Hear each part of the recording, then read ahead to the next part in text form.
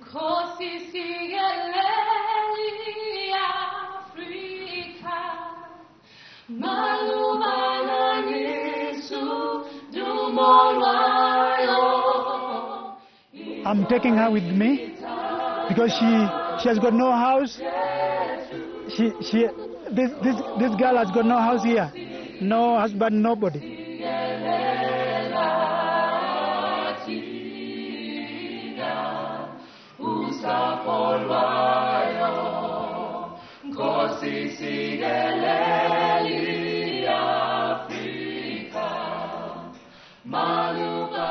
Nestled in the cradle of mankind, Kenya is a land of beauty and diversity. It is located right in the heart of safari country. Kenya is known as a land of smiles, hence the saying, Hakuna Matata. It means no worries. Kenyans are by nature delightful, polite, and hardworking people. This unique country and its abundance of wildlife has fueled the tourist industry, making tourism Kenya's largest foreign currency earner. Harambee, pulling together to extend a warm welcome to all who visit Kenya. The Republic of Kenya is located on the east coast of Africa and is bordered by Tanzania in the south and both Sudan and Ethiopia to the north. The Indian Ocean and Somalia connect on the east coast, and to the west is Uganda. Much of Kenya is plateau landform with highland areas. The Great Rift Valley runs the length of the country and the equator runs across. In the Rift Valley, about 157 kilometers from Nairobi, one finds Lake Nakuru, famous for its pink flamingos. An estimated 1 million plus flamingos literally turn the water pink. Under the protection of the Wildlife Service, Kenya has over 50 national parks and reserves. It has the most unique collection of wild animals in the whole of Africa. The migration of millions of zebra, wildebeest, and other antelope is one of the most amazing natural spectacles that all visitors should experience. It is estimated that each year around 1 million wildebeest and 300,000 zebra and other antelope gather up their young and start their long trek from Tanzania's Serengeti Plains in search of food and water. On their journey, the animals can cover a distance of up to 1,800 miles. Kenya has a large cross-section of people, ranging from the very poor in timber-framed homes with mud walls or the slums of the inner cities, to the urban dwellers in their modern buildings of Nairobi. Nairobi, Kenya's capital, is a city that never sleeps. At almost any time of the day or night, you can see shopkeepers and young professionals making their way to or from work. Unfortunately, Nairobi also houses the largest slum area in East Africa. 50% of Kenya's population lives below the poverty line, averaging less than $1 a day, and unemployment sits at 40%.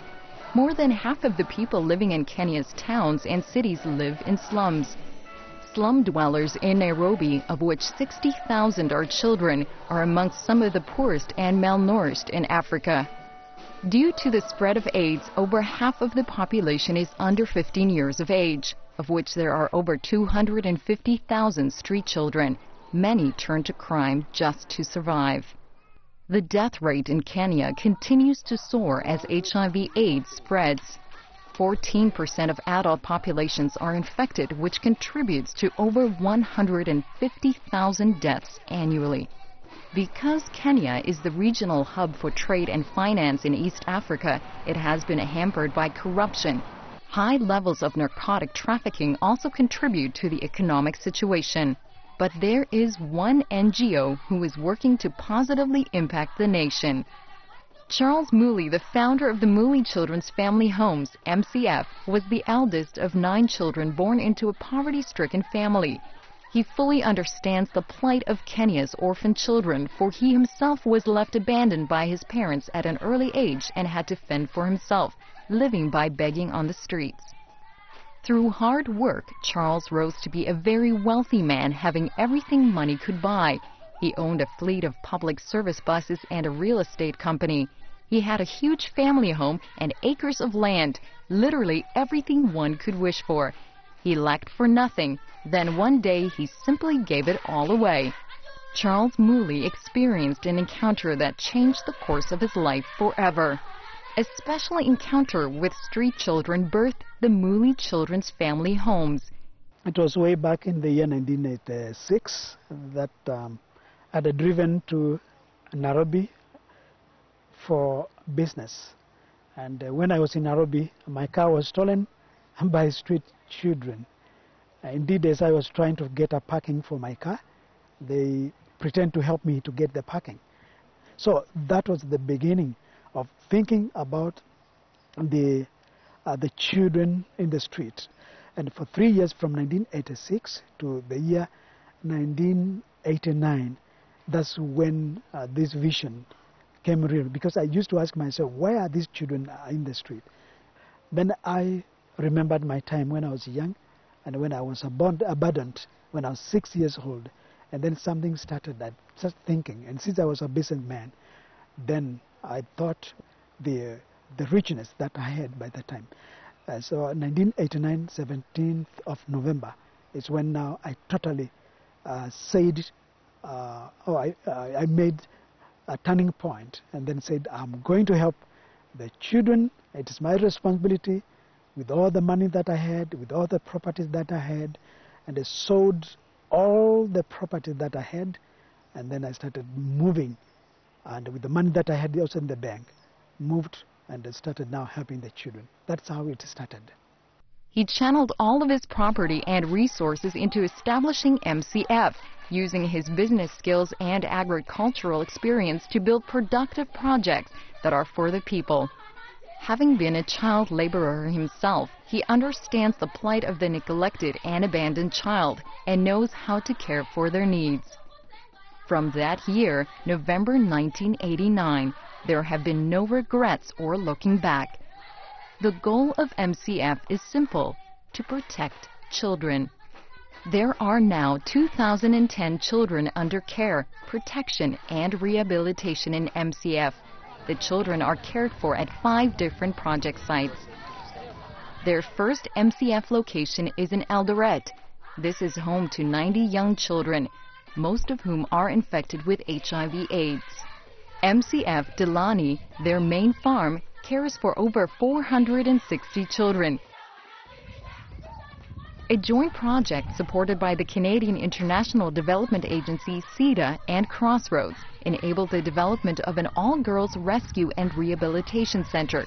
The development of this 4th project site for MCF served to provide specialized care for the girls who have seen the worst of life for longer periods of time.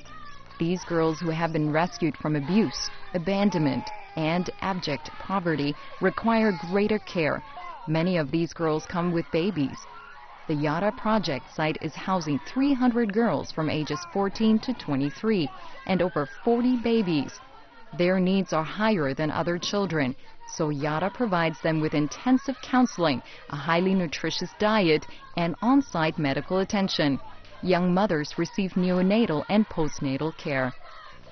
Located in YATTA, about 90 kilometers east of Nairobi, the YATTA Street Girls Rehabilitation Center grew from a desire to influence actual character transformation, both physical and psychological, in these young women.